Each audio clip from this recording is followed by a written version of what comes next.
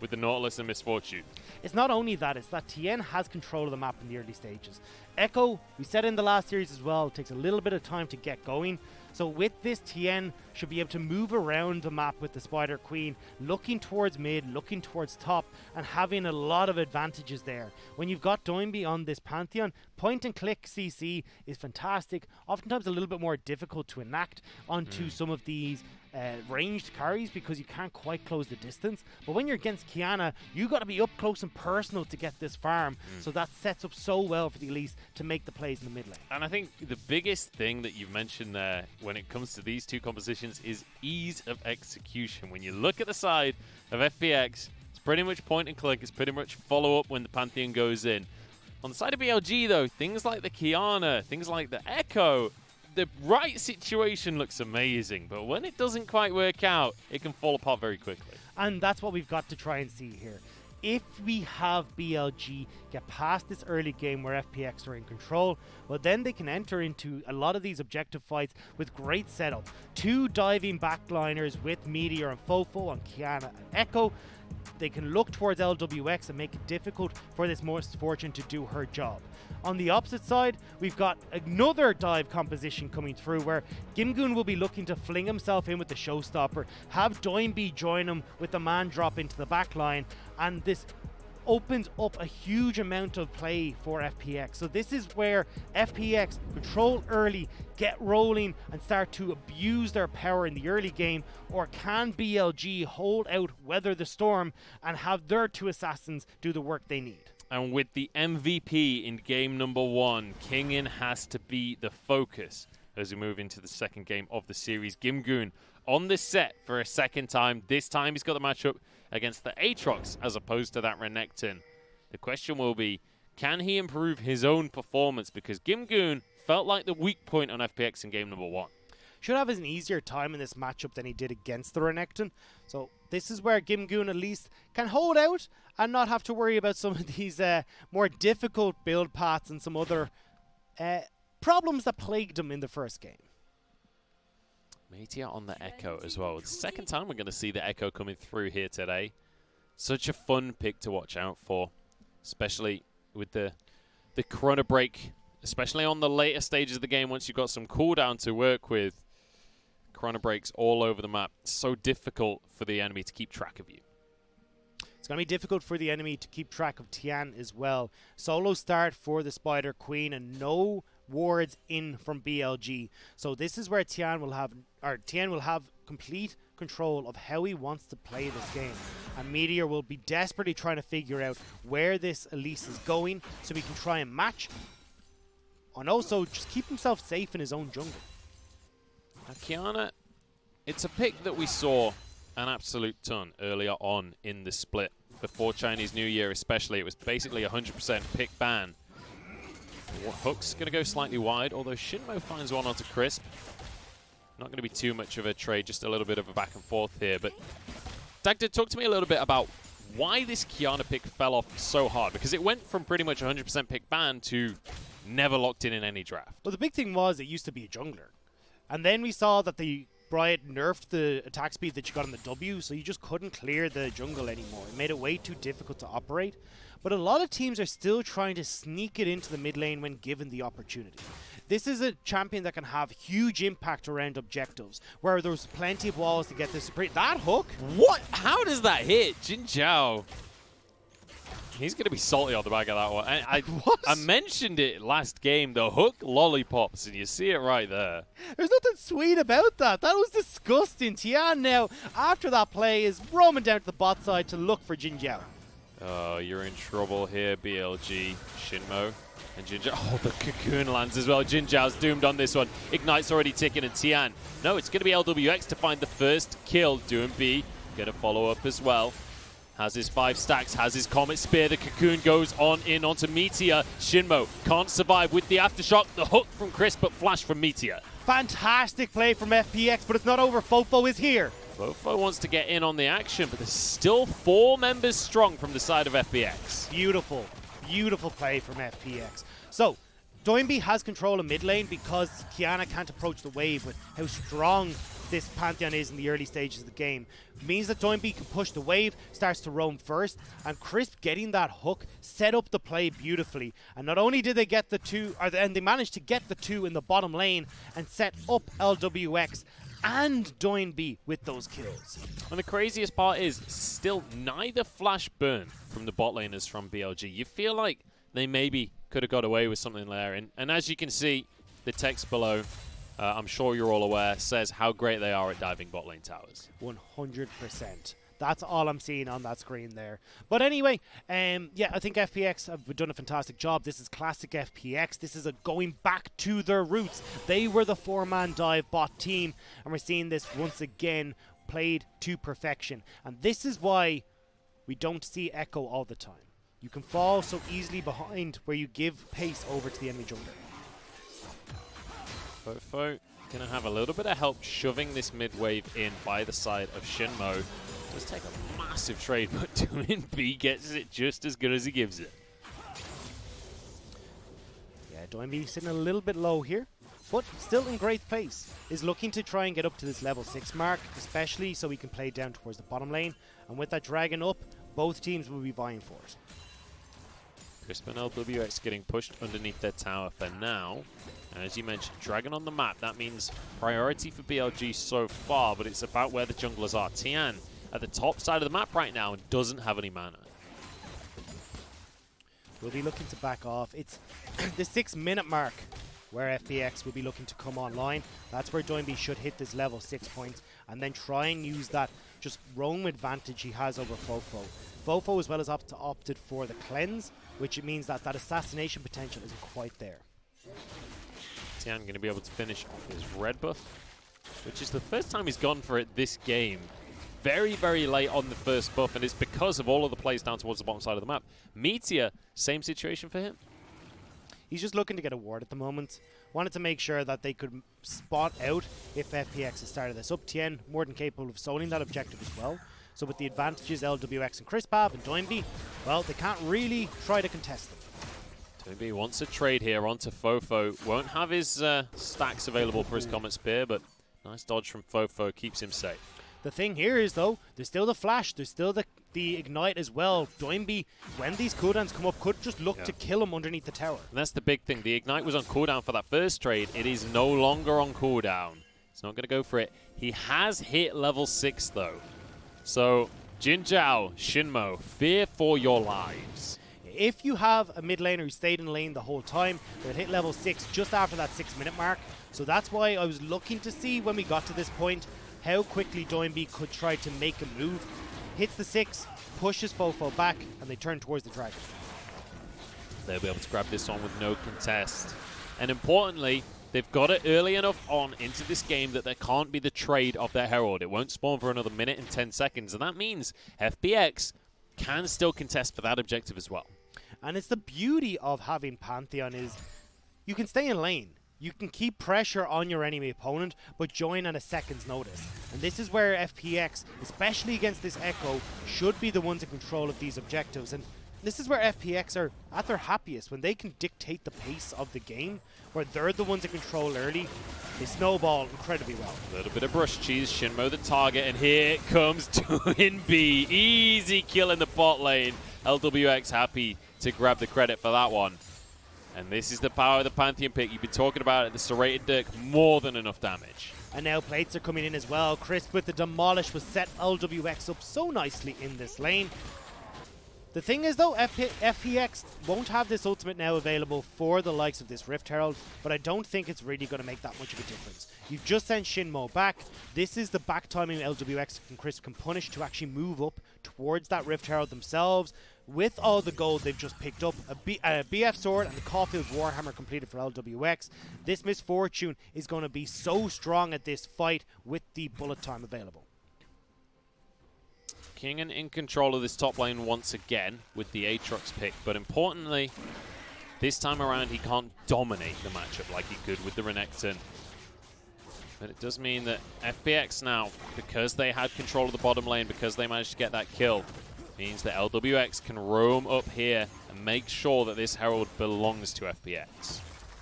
BLG will answer with some turret plates in the bottom lane, but we'll see if FPX, how quickly they want to try and turn around and place this Rift Herald.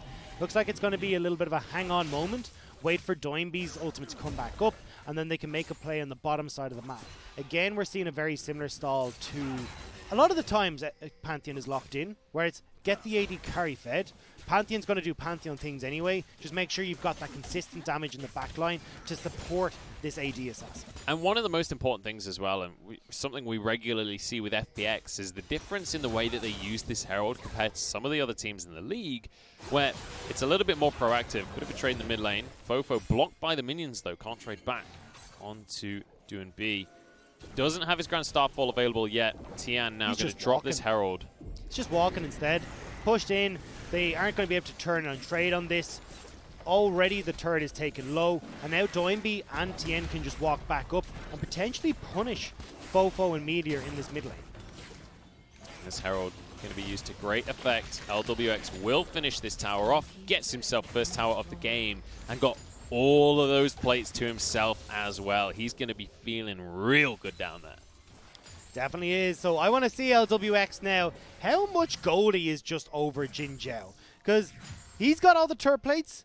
He's got a bunch of kills. He's got an Essence Reaver. Jinjiao's got Diddly Squat. Diddly Squat is definitely what he's got. Kingen will be able to meet this wave though. Gimgoon just shoving it back out. Both teleports available for our top laners. Dragon going to be spawning in a minute and a half. And so far, this has been a very slow start from the side of BLG. They've been pressured by FPX. They've been falling behind on the objectives. They've not really had an answer. But where is your answer coming from? You lost out in the bot lane early because Doinb got that four-man roam on the bottom side. Meteor, we said, needs this level 6 to really start being functional as a jungler because he can go overextended. FoFo needs the level 6 as well, Supreme Display of Talent is such an important part of Qiayana's kit. Now though, BLG couldn't potentially look to catch FPX moving in towards this dragon area or trying to support the bottom side of the map. It doesn't matter though, because Gimgoon isn't even approaching it. They're just looking to trade turrets on both sides. BLG looking for this trade. 4-man strong will mean there's a big old bulwark on that bot lane turret.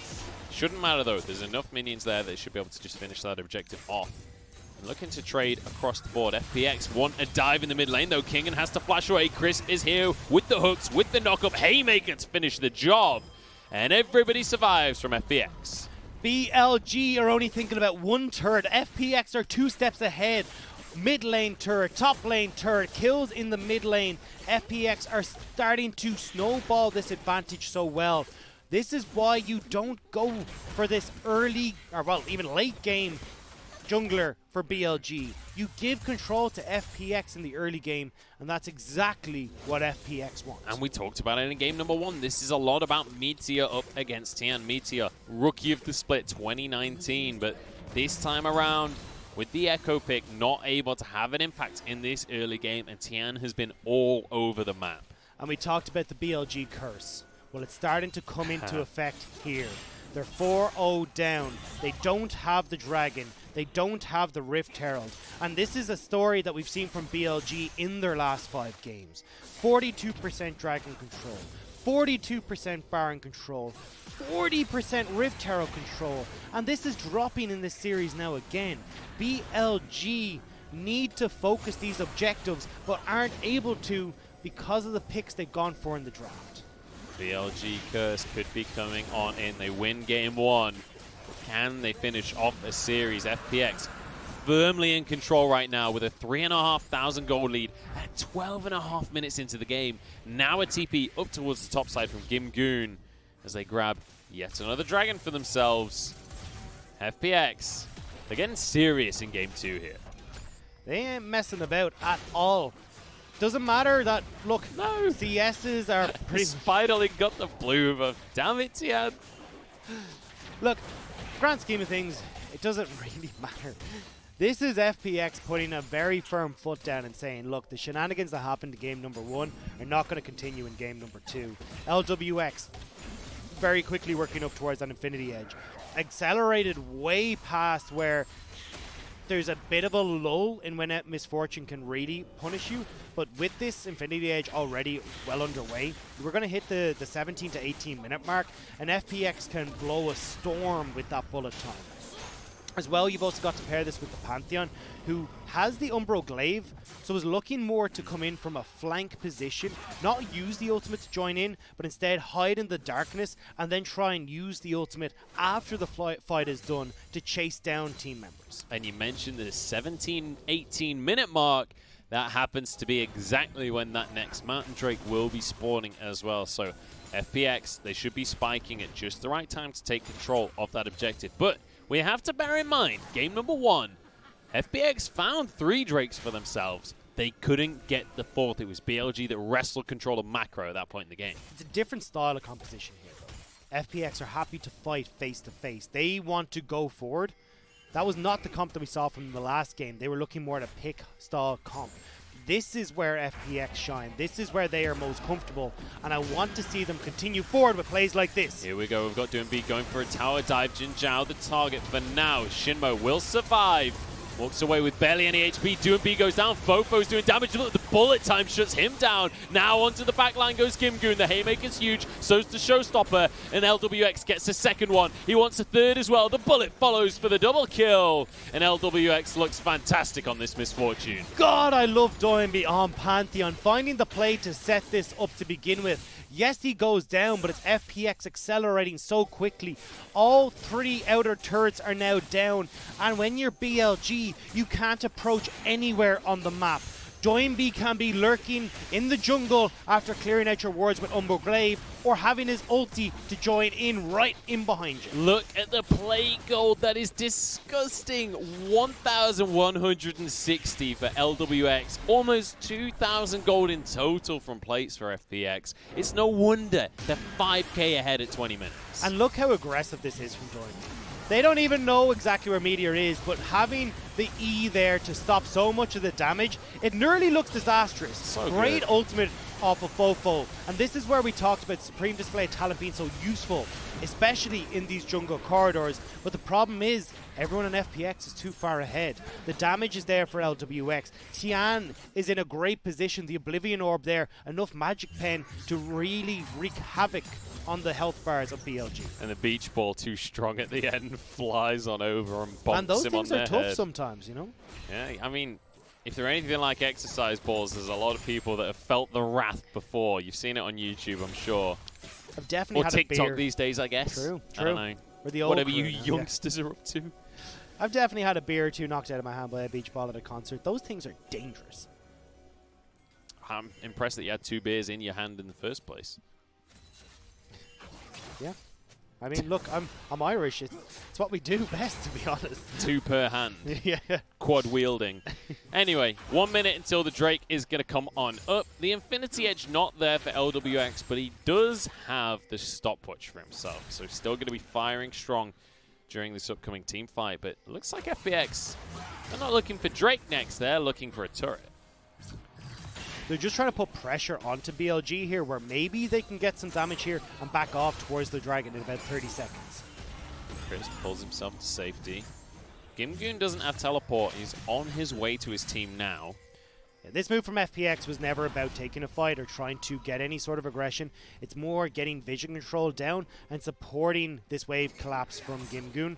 Now, with the dragon up in 15 seconds, they can rotate back into the river and look to have all this vision set up for Doinb so we can spot the best route into the backline. And it's so interesting to see this version of FPX where they are playing far more controlled. They're playing far more macro-focused. It felt like at Worlds, it was all about the chaos. It was all about just forcing fights and meeting your opponent toe-to-toe everywhere. Got to keep your eyes on FoFo here, though. Some pre-display of talent can turn a fight on its head. Here we go, Crisp getting knocked back by Xinmo. Lwx getting into position as Doinb comes in with the Starfall. Tian gets the first one of the kill as Thresh is dropped. 3,500 on the Dragon. Gimgoon forces FoFo away from the side of the fight. And FPX just hold BLG at arm's length. I love how FPX approach this fight. Mountain Dragon means there's so many more walls about the place for Qiayana to work with, but Gimgoon is playing, as he said, keep away with FoFo, not allowing this supreme display of talent to influence the fight, and they're able to burst down anyone who comes in from BLG. So nicely done from FPX. They get that third Drake for themselves. It's a mountain one this time. Means Gimgoon will be a little bit tankier, so will Crisp during these fights, but we're getting to the point in the game where Baron will start to head towards the map. 5,000 gold lead. FPX, I don't know whether or not they can grab the Baron for themselves, but most importantly, they can bait around that Baron. And they can start to dictate how BLG take these fights. Doinb has the Grand Skyfall, can play towards the top side of the map. You have Gimgoon with the teleport advantage as well. He can play down towards the bottom side like you're seeing at the moment. And this then means BLG are forced to make these tough decisions. Still a minute out from Baron, and FPX don't really have the damage to burst it down very quickly. But at least they can start to get these turrets in their favor, and especially with the Rift Herald now being placed in the mid lane. Herald goes down. FPX will be here to back it on up. Might be able to grab a tower for themselves. Gimgoon pulled back by the Infernal Chains, and the rest of the squad going to commit to this one. Haymaker, supreme display of talent. That's going to be 2. No. Tian jumps on out of the fight, and the bullet time trades it 1 for 1 now, as the Herald continues to push, and FPX find yet another advantage. BLG are out of position. It's going to be another charge onto this. Doinb playing keep away to stop BLG get onto the back line. Lwx is here as well to hit that turret down. They can't quite finish it, but FoFo has to flash away. Comet Spear barely misses. Lwx does a fantastic job of dodging away from the chains of corruption as well, so BLG don't find a fight on either front and end up with a very low inhibitor tower as a result. So close to breaking into the base from the side of FPX. They're extending this gold lead slowly but surely, and look at the tower difference. 4 to 1 right now, 3 Drakes to none. 6,000 gold in favor of FPX as well. It's so difficult now for this double assassin composition we talked about on BLG to find a foothold. FPX can run through the 3 members that are on BLG's side as Meteor and FoFo try to set up for these flanks. And especially when you don't have vision control, figuring out as an assassin how to approach a fight is nigh on impossible. And the really crazy thing is, Lwx is still just holding on to this stopwatch. He got that before he finished his IE. He's been sitting with that item for a good 5 to 10 minutes now, and he's never had to even think about using it. He's never been pressured enough to need that invulnerability. 404, problems not found for Lwx right now. He's sitting pretty in the back line, and not so much maybe for Kingen. Gimgoon, he wants the MVP this time. He's going to look to shut Kingen down. The Haymaker, the flash just to push it on home as well. There's a solo kill for the set. And there's revenge for Gimgoon in game number 1, beaten about by the Renekton of Kingen. Game number 2, that's not the case any longer. Lwx and Tian now grouping with Crisp to try and put pressure on this very low inhibitor turret. What do you do as BLG? In the meantime as well, you've got Gimgoon pushing in the bottom side of the map. Doinb wants to force the fight though. They're going in the mid lane. Jinjiao will be the target. Lantern pulls him to safety. The stun still went on through. Chains of Corruption. Xinmo cannot survive on this one. Meteor forced out of the fight immediately. You just can't answer. You're too far behind, and FPX will walk away with yet another objective. The inhibitor goes down at 22 minutes. Before they even get Baron! They're cracking open the base of BLG, and the big purple worm is still up and available. 1 minute until Mountain Drake super creeps in the mid lane. FPX can push this mid lane and then fall back onto the dragon with 0 contestation from BLG. You can see the gold difference for Lwx on the right of your screen there. 3,000 over the likes of Jinjiao, who's not been able to have a look in these fights. He can't go anywhere near the lineup of FPX because of the threat of Doinb, the threat of Tian. And I love the build from Lwx here, going just full attack damage, knowing full well that he's not going to be threatened by Meteor or FoFo. He can get the full channel of the bullet time. Oh, this extra AD is going to hit like a truck when Lwx props up that ultimate. 20 seconds until the Mountain Drake spawns. This would be Soul for FPX, but Baron on the map means BLG can threaten a trade. I don't know how quickly they can take that Baron though. I don't think the Baron is going to be what they're going for. Oh, the stun onto Meteor. Forces the chrono break. Look at Meteor's mana bar as well. He has nothing to work with. 0 left for BLG. 0 hope for BLG as the dragon starts to fall. Nothing used by FPX. They rotate across and now can look towards that Baron as well. And you know what? Tian gets to smite the dragon. He had 2 charges, so he's still going to have his smite available for the Baron as well. And after such a strong game number 1 from BLG, this feels like, for the last 15 minutes, it feels like FPX have just been slowly but surely tying a bow on this one. And it's why you don't give Tian the most valuable jungler in 2019 complete control of the early game. That's what BLG have done with this Ekko pick.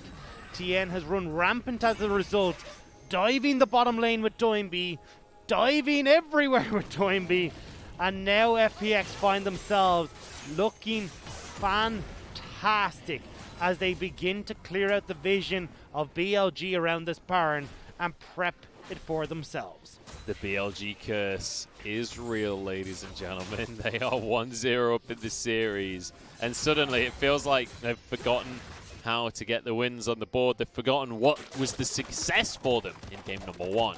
And when you look at the gold difference, you look at the, I mean, just look at the item difference, honestly. That's where it really lies. I feel sorry for Xinmo in this as well. He's the one that's got to bear the brunt of all the damage FPX are putting forward as he desperately tries to peel. Oh, you don't get to contest this one. They're going straight onto the likes of Xinmo. You said you felt sorry for him. I feel sorry for Jinjiao. He got absolutely popped. Xinmo falls as well. And Meteor goes back in for the style points, but he'll get none for that one. Kingen now just trying to dodge away, trying to run away. Lwx wants the 1v1 with the World Ender. Kingen flees with his tail between his legs. And now FPX will push through, Oh, but no. FoFo's been found. Oh no, you can't say that one. I mean, yeah, you're ahead, Tian. It You're doesn't not that matter. far It ahead. doesn't matter. He stops the backs. That's the main point. Towers are falling. FPX, they're equaling up the series. They certainly are. It's going to be one apiece here as we head over towards game number 3. FPX, a commanding stomp of BLG and a slow, methodical win. You didn't have me with the superstition to begin with, Munchables, but I think the curse, the BLG curse, might be real here. Look, all I'm saying is there was a cat that ran across in front of me in the street earlier today. I stepped on a crack, so now my mum's in pain as well. It's all going trumps for the superstitions today. And BLG lose control of game number 2 here. This was a amazing performance from FPX, a show to behold from start to finish. Looking like the FPX that we expect. 4-man dives bot lane. Name a better duo than 4-man dives bot lane and FPX. They get it to work this time around. They set up so many plays on that bottom side, and it beckons Lwx to the forefront as the main damage dealer in this game. Yeah, Lwx, I mean, he pretty much got that stat for free here. Yeah. He had no pressure on him the whole time. He was able to just throw out his bullet times during the fight. He was able to just free fire onto whoever he wanted to.